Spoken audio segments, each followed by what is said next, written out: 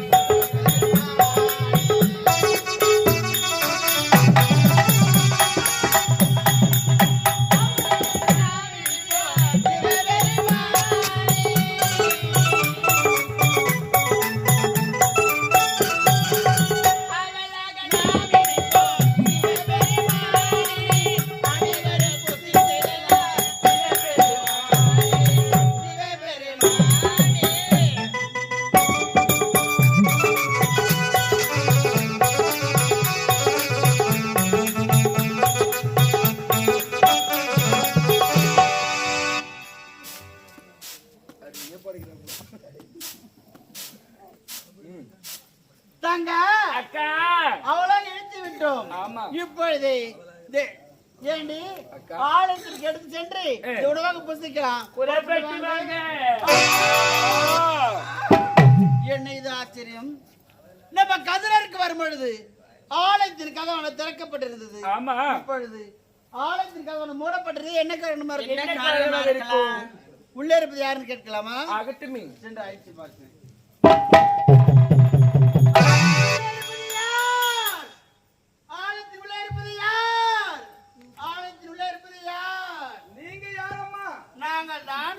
கன்னிகள் அக்கா தங்கை 7 பேர். ஓ, ஆலயத்தில் இருக்கும் சப்த கன்னிகள் 7 பேர் அக்கா தங்கை நீங்கள் தானா? ஆமா. அம்மா தாயே, நானோ ஒரு பெரிய ஆபத்தில் இருக்கின்றேன், என்னை காப்பாற்றுகின்றேன் என்று எனக்கு சத்தியம் செய்தால் ஆலய கதவை திறக்கின்றேன் தாயே.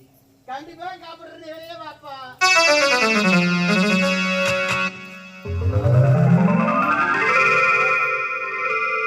மனிதர்களாகிய நாங்கள் ஆலயத்துக்கு சென்றால் கல்வடிவில் தான் தெய்வங்களை பார்க்கின்றோம்.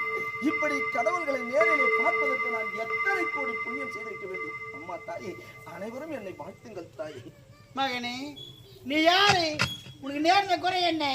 நீ எதற்காக கண்ணீர் விட்டு வேணும்? நீ எந்த நாட்டு சொல்லுப்பா. அம்மா, இந்த உத்தமபுரி நாட்டிலே உக்கிராச மன்னடத்தில் காவல் வேலை செய்யக்கூடியவன் நான்.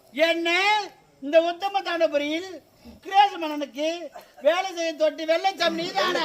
நான் தான் தாய். என்ன வேலை செய்வேன்? ஆமா, இந்த நாட்டிலே வயல்களெல்லாம் நீர் பாய்ச்சுவது, இந்த நாட்டிலே ஆலயங்களே இருக்கக்கூடாது, தெய்வ வழிபாடே இருக்கக்கூடாது என்று நாட்டு மக்கள் அனைவரையும் வணங்க விடாமல் ஆலயங்கள் அத்தனையும் மூடிவிட்டார்.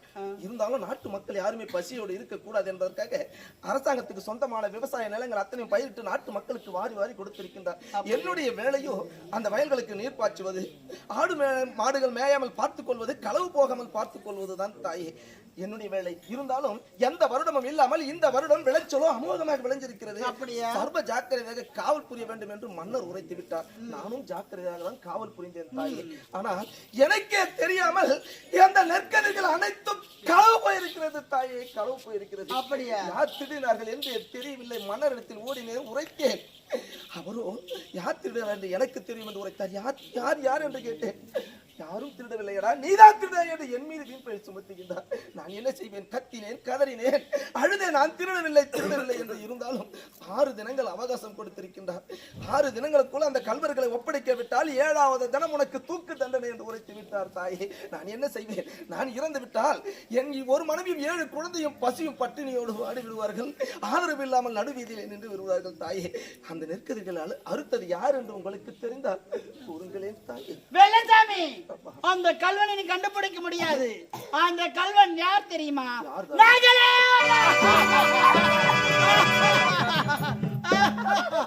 நீங்களா? ஆமா. நீங்களா திருடினீர்கள்? ஆமா தாயே, நாட்டிலே கொலை, கொள்ளை, கற்பழிப்பு போன்ற அக்கிரமங்களை நாங்கள் செய்தாலும் நாங்கள் செய்தது தவறுதான் என்று ஓடி வந்து உங்கள் ஆலயத்தில் உங்கள் பாதத்தில் பணிந்தால் எங்களை மன்னித்து வாழ்வளிக்கக்கூடிய தெய்வங்கள் நீங்கள். அப்படி இருக்கும்போது நீங்கள் ஏன் இந்த வேலையை செய்தீர்கள் தாயே? ஏன் செய்யக்கூடாது? எதற்காக செய்யக்கூடாது? உன் நாட்டு மன்னன் இருக்கிற உக்கிரேச மன்னன், அவனோ ஆண்டவனே என்ற அகம் கொண்டிருக்கான், கடவுளே என்ற கர்வம் கொண்டிருக்கான். நாட்டு மக்களை வணங்கி விடுவது கிடையாது, இல்லை அன்னம் படைப்பது கிடையாது, இல்லை திருவிழா செய்வது கிடையாது, திருவிழா செய்து நாடகம் வைப்பது கிடையாது. அவன் ஆணவத்தை அடக்க என்பதற்காகத்தான் வடக்கே வயிறுமை தலைவருக்கு சென்று கதிர்களை அறுத்து வந்து அதை வட்டப்பறை மீது உணர்த்தி அதை அவளாக இடித்து உணவாக புசிக்கிறோம். இதோ பார்த்தா அவள், இதோ பார்த்தா அவள். அம்மா, நாட்டு மன்னருக்கு ஒரு பாடத்தை புகுட்ட வேண்டும் என்பதற்காக என்னுடைய வாழ்க்கையை அழைத்து விட்டீர்களே தாயே, நான் என்ன செய்வேன் ஆண்டவா? ஏதோ இந்நாட்டு மன்னருக்கு ஒரு பாடத்தை புகுட்ட வேண்டும் என்பதற்காக நீங்கள் முடிவெடுத்து விட்டீர்கள். அதை தடுப்பதற்கு மனிதன் நான் யார் தாயே? என்னால் முடியாது. இருந்தாலும் இந்த 6 தினங்களாக அந்த கல்வர்களை தேடி தேடி அலைந்து திரிந்து என் கால்களும் நோகிறது, கண்களும் எரிகிறது, வயிறும் பசிக்கிறது. என் மனைவி மக்கள் அத்தனை பேர் பசி பட்டினியோடு இருக்கின்றார்கள் தாயே. நீங்கள் இடித்து வைத்திருக்கும் இந்த அவில் உணவை கொடுத்தால் நாங்கள் அனைவரும் உண்டு மகிழ்வோம் தாயே. ஐயோ பாவம், பசி என்று வந்தவருக்கு ஏண்டி ஊமக்கண்ணி புசி என்று நம்ம கிட்ட என்ன இருக்கு? ஒண்ணுமே கிடையாது. கவலை கொடுக்கலாமா? ஐயோ பாவம், கொடி கொடுக்கலாம். உண்டு பசியார் வெள்ளச்சாமி,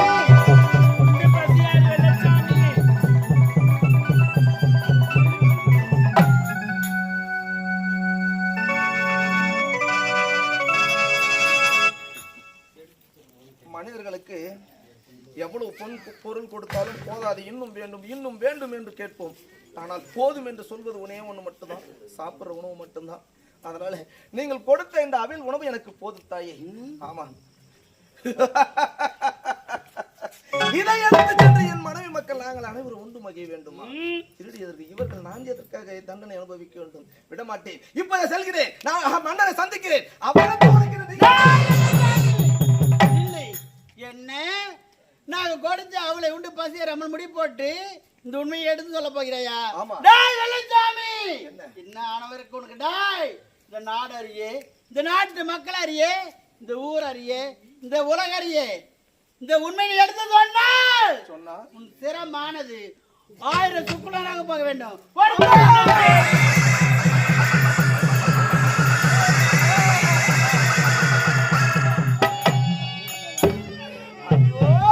நான் என்ன செய்வேன்? யாருக்கு என்ன துரோகம் செய்தேன்? எனக்கு இப்பேற்பட்ட சாபத்தை கொடுத்திருக்கிறார்களே.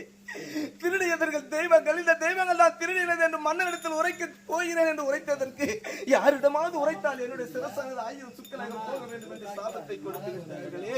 நான் என்ன செய்வேன் இறைவா? நான் என்ன செய்வேன் ஆண்டவா? சின்ன சிறு வயதாக இருக்கும்போது எங்கள் தாய் தந்தையர்கள் இருந்து விட்டார்கள். என் தாய் இருந்திருந்தால் மகனே உனக்கு இப்பேற்பட்ட நிலைமை என்று என்னிடம் எப்படி கத்தி இருப்பார், கதறி இருப்பார், அழுது இருப்பார். என்னுடைய பெற்றெடுத்த தாயும் என்னோடு இல்லையே. நான் என்ன செய்வேன்?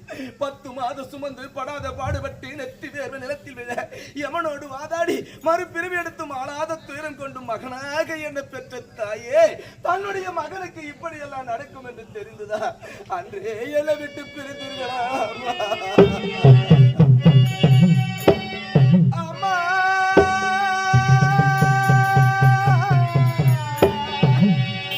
நீ சுமந்த பிள்ளை, சிறைவடிந்த கிளை, என் கைகளும் என்னை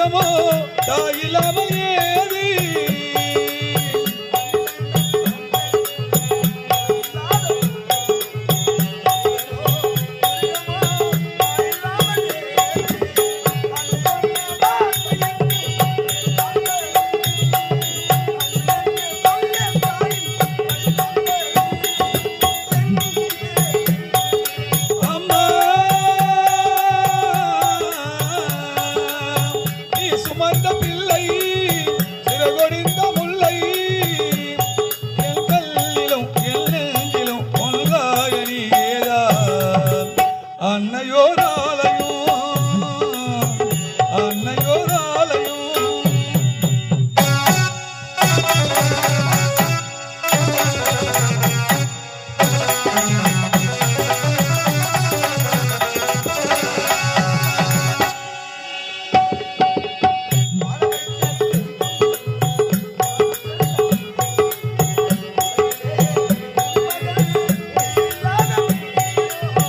வாழ வைத்த தெய்வம் என்று வானம் செல்றது ஏனோ உலகிலே உன் மகள் நீரில்லாத மீனோ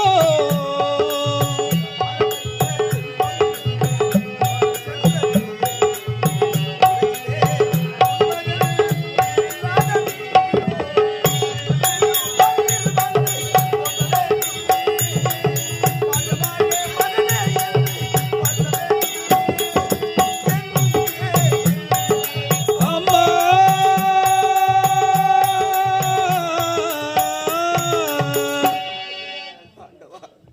எவ்வளவு நேரம் அழுதுட்டு இருந்தாலும் எனக்கு ஆறுதல் சொல்ல என் மனைவி மக்களை தவிர வேறு யாருமே கிடையாது. என்னை பெற்றெடுத்த தாய் தான் இல்லை, என்னை பெற்றெடுத்த தந்தை இருந்திருந்தால் மகனே உனக்கு இப்பேற்பட்ட நிலைமை ஏத்து விட்டதா, உனக்கு நான் இருக்கிறேன் என்று எனக்கு ஓடி வந்து தோளோடு தோள் கொடுத்து உதவி புரிந்திருப்பாரே. அப்பேற்பட்ட தந்தையும் என்னோடு இல்லை. நான் என்ன செய்வேன்? இந்த தண்டனையை நான் அனுபவித்ததாக வேண்டுமா அப்பா? அப்பாவும் அன்புக்கு ஈடாகுமா ஆகாசம்? அப்பாவும் தியாகத்தை மிஞ்சிடுமா ஆகாசம்? அப்பாவும் அன்புக்கு ஈடாகும் ஆகாசம் அப்பாவும் தியாகத்தை மிஞ்சிடுமா தாய்ப்பாசம்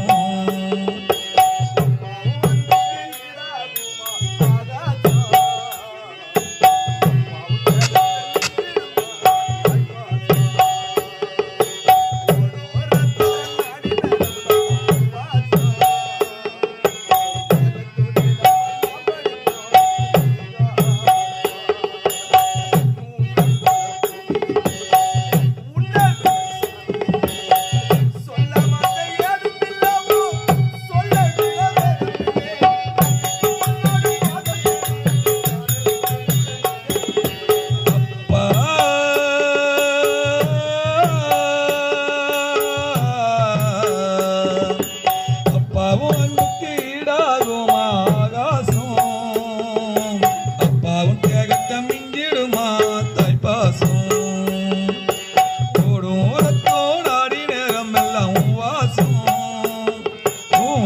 தூரி ரம்பனா படிக்கும் இதிகாசம்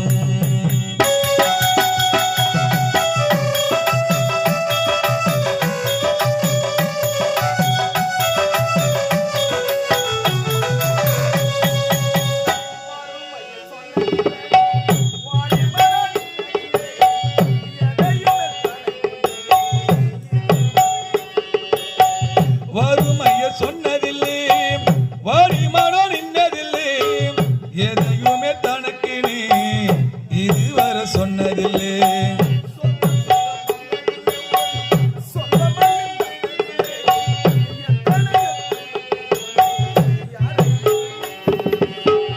உழைச்சி உழைச்சி நீ ஓடாடினா எழுத படிக்க நீ ஏடாடி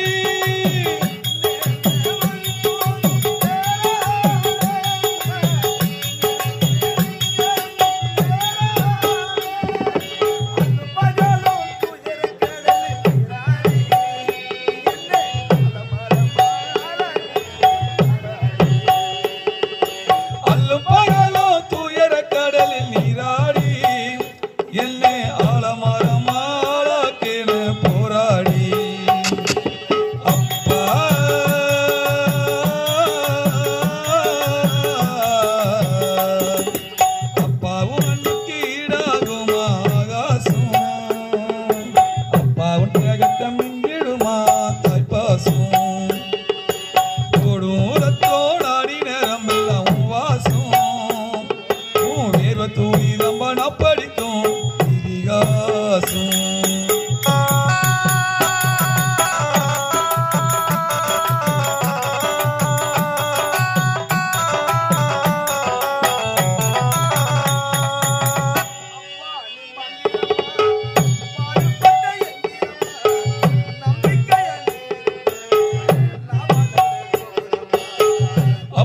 நீ மந்திரமா பாடுபட்ட எந்திரமா நம்பிக்கையா நீ இருந்தே நான் வணங்கும் கோபுரமா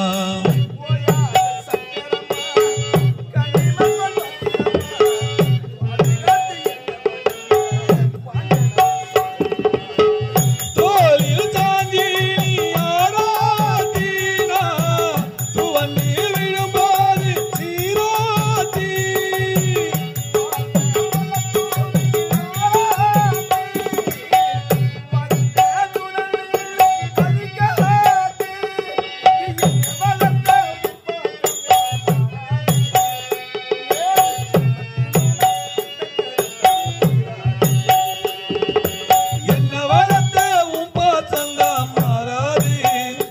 ஏழு ஜென்மத்திலும் பட்ட கடன்தான் தீராதே அப்பா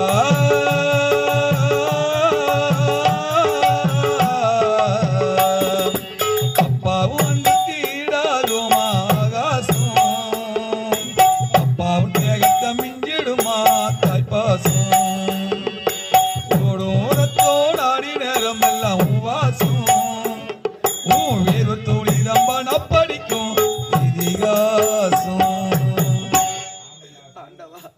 எவ்வளவு நேரம் அழுதுட்டு இருந்தாலும் எனக்கு ஆறுதல் சொல்ல ஒருவரும் கிடையாது. இன்றோடு 6 தினங்கள் முடிந்து விட்டது. நாளை 7வது தினம் அவர்களை ஒப்படைக்க விட்டால் எனக்கு தூக்கு தண்டனை ஆயிற்றே. நான் என்ன செய்வேன் இறைவா?